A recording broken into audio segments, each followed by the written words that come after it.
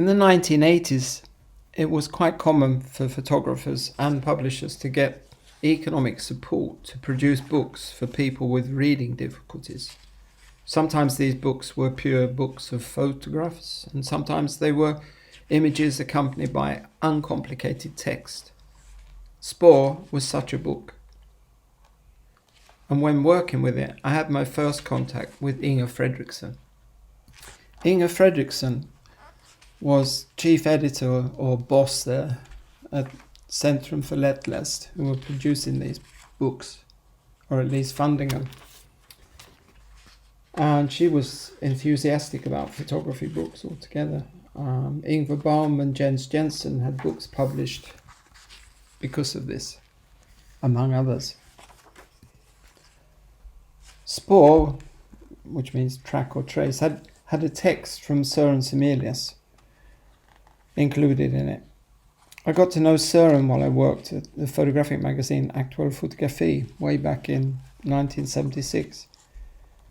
The text seemed simple, but I remember Sören had a lot of work with writing them to avoid double meanings and complicated sentences. The books were produced, of course, for people with reading difficulties, and that was the aim, to have uncomplicated text.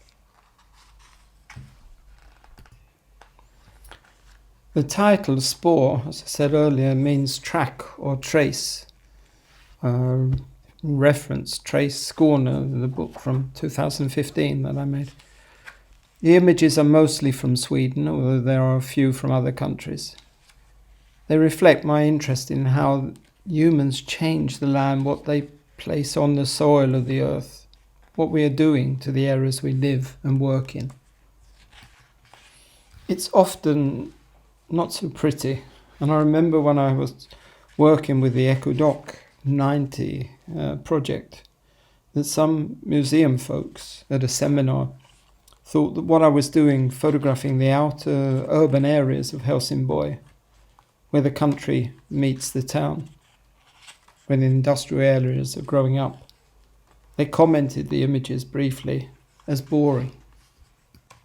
At this time, the magazine Aktuell Fotografi, and with it the publishers Fyra Förläggare, had been sold off to LL, who later bought up the magazine Photo and amalgamated the two photographic magazines into one, which today is Photo, or was.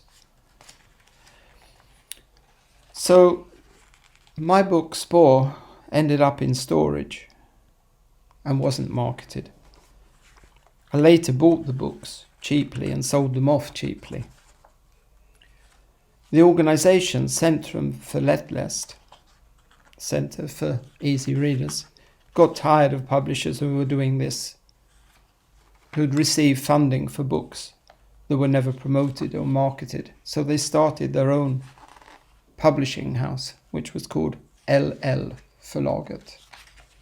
LL, short for Easy Readers, Förlaget, publishers.